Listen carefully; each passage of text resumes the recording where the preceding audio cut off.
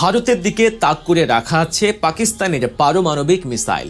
কেউ যদি বক্র চোখে বাংলাদেশের দিকে তাকানোর দুঃসাহস দেখায় তবে মুহূর্তের মধ্যেই জবাব দেবে পাকিস্তান সেনাবাহিনী। আসসালামু আলাইকুম, আপনারা কেমন আছেন? আশা করি সবাই ভালো আছেন। আমি जुनैद, আপনারা देखते पीके रिएक्शन बांग्ला।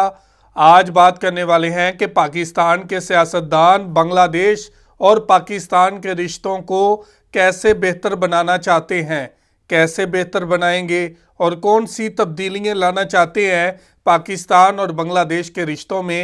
तो आज इसी हवाले से वीडियो है, चलते हैं वीडियो की तरफ, फिर करते हैं बात।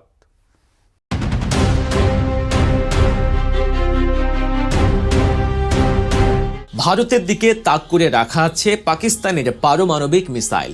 কেউ যদি বক্র চোখে বাংলাদেশের দিকে তাকানোর দুঃসাহস দেখায় তবে মুহূর্তের মধ্যেই জবাব দেবে পাকিস্তান সেনাবাহিনী। ভারত মহাসাগরে কিংবা সীমান্তে যেখানেই হোক না কেন, বাংলাদেশের সার্বভৌমত্বে আঘাত আসলে পাকিস্তান আর চুপ করে বসে থাকবে না। সোজা সাপটা ভাষায় ভারতকে এমনটাই হুমকি দিলেন পাকিস্তানের এক প্রভাবশালী নেতা। তিনি পরিষ্কার বলে দিলেন, আমাদের মিসাইল আপনাদের থেকে খুব বেশি দূরে নয়। কিন্তু হঠাৎ কেন এমন রণমূর্তি ধারণ করলো পাকিস্তান? তবে কি দক্ষিণ এশিয়ার রাজনীতিতে বড় কোনো ঝড় আসতে চলেছে? আর এই হুমকির পেছনের আসল রহস্যটাই বাকি জানতে পুরো ভিডিও জুড়ে সাথেই থাকুন। বিশ্ব রাজনীতির দাবা খেলায় দক্ষিণ এশিয়া এখন এক উত্তপ্ত কড়াই। বিশেষ করে জুলাই গণ অভ্যুত্থানে বাংলাদেশে ঘটে যাওয়া রাজনৈতিক পট পরিবর্তনের পর পাল্টে গেছে সব দৃশ্যপট। এক সময়ের ঘনিষ্ঠ মিত্র ভারতের সাথে বাংলাদেশের সম্পর্কে ধরেছে বড় ফাটল। আর ঠিক সেই ফাটল দিয়েই কি তবে প্রবেশ করছে পাকিস্তান? সম্পর্কের সমীকরণে যেখানে ভারতের জায়গা সংকুচিত হচ্ছে, ঠিক সেখানে কি ডালপালা মেলছে পাকিস্তানের সাথে নতুন বন্ধুত্বের সম্ভাবনা? সম্প্রতি ভারতের মাটিতে বাংলাদেশের পতাকা পোড়ানো এবং আগরতলায় সহকারী হাইকমিশনে হামলার ঘটনায় যখন দুই দেশের উত্তেজনা চরমে, ঠিক তখনই আগুনে ঘি ঢাললেন পাকিস্তানের এই যুবনেতা। তার নাম কামরান সাইদ ওসমানী। ভিডিও বার্তায় তিনি ভারতকে এমন এক হুঁশিয়ারি দিলেন যা শুনে নড়ে চড়ে বসেছে দিল্লির মসনদ। তিনি স্পষ্ট ভাষায় বলেছেন, ভারত যদি বাংলাদেশের ওপর কোনো আগ্রাসী মনোভাব দেখায় বা কোনো খারাপ উদ্দেশ্য নিয়ে এগোয় তবে তার জবাব দিতে প্রস্তুত পাকিস্তানের সেনাবাহিনী এবং তাদের শক্তিশালী সব ক্ষেপণাস্ত্র।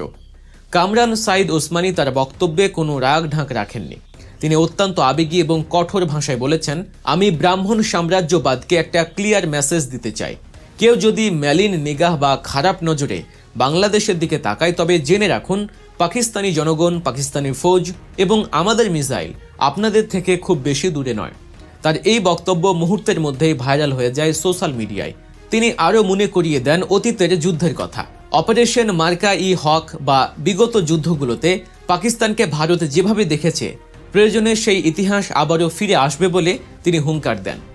তিনি শুধু হুমকি দিয়েই ক্ষান্ত হননি, বরং বাংলাদেশের মানুষের প্রতি বাড়িয়ে দিয়েছেন বন্ধুত্বের হাত। তিনি বলেছেন, কোনো মুসলমান নওজোয়ান বা কোনো রাষ্ট্র যখন মাথা উঁচু করে দাঁড়াতে চায় তখন তাকে দাবিয়ে রাখার চেষ্টা করা হয়।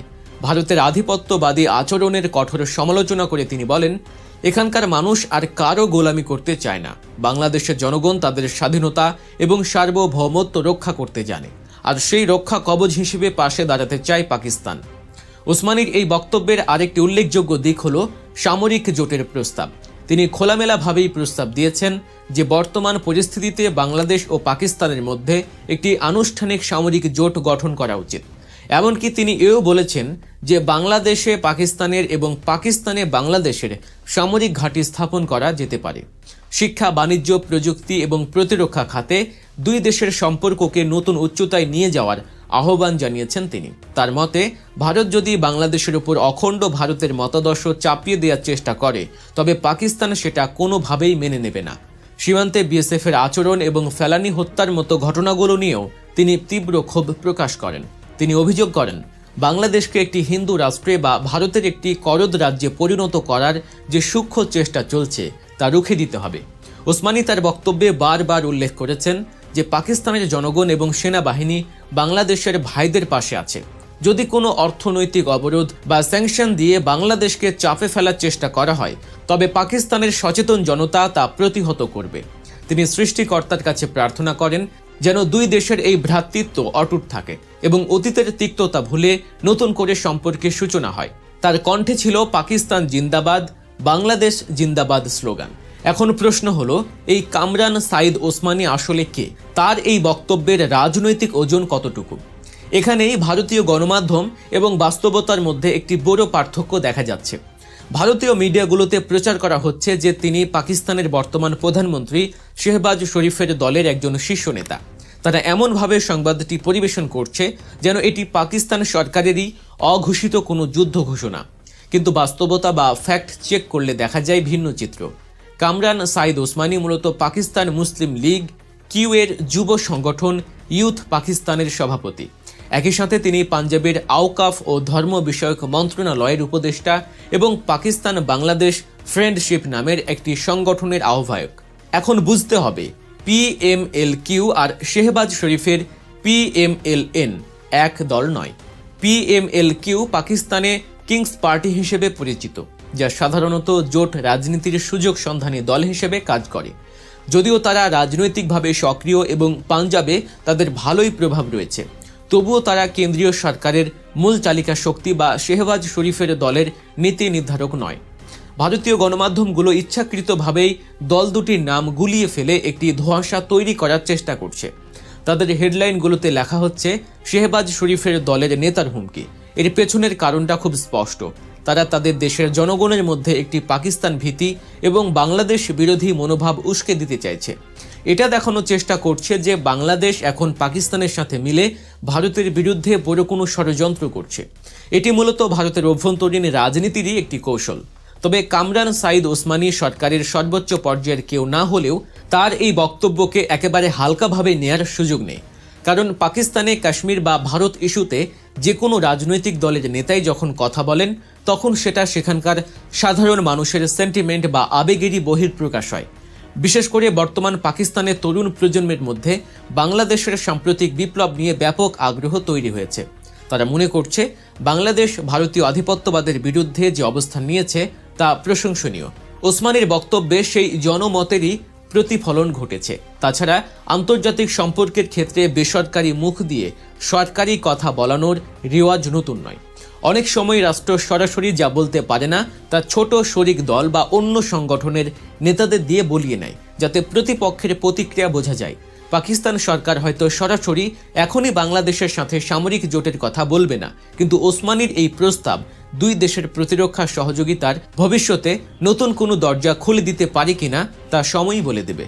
ইতিমধ্যেই আমরা দেখেছি পাকিস্তান থেকে পণ্যবাহী জাহাজ সরাসরি চট্টগ্রাম বন্দরে ভিড়েছে, যা গত কয়েক দশকে দেখা যায়নি। দুই দেশের মধ্যে ভিসা প্রক্রিয়া সহজীকরণের আলাপ চলছে।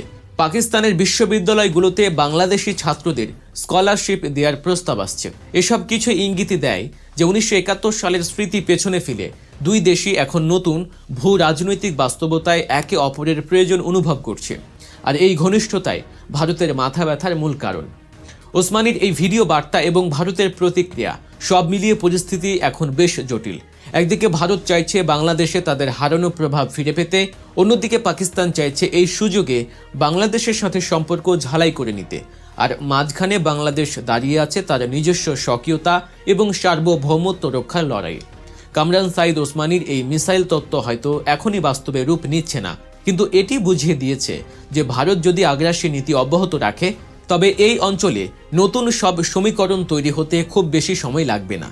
বন্ধুত্ব আর বৈরিতার এই নতুন খেলায় বাংলাদেশ কার দিকে ঝুঁকবে, নাকি সবার সাথে ভারসাম্য বজায় রেখে নিজের স্বার্থ উদ্ধার করবে, সেটাই এখন দেখার বিষয়। তবে একটি কথা নিশ্চিত, দক্ষিণ এশিয়ার আকাশে এখন পরিবর্তনের বাতাস বইছে। আর সেই বাতাসে কার পাল কেমন উঠবে তা নির্ভর করছে আগামী দিনের কূটনৈতিক চালের উপর।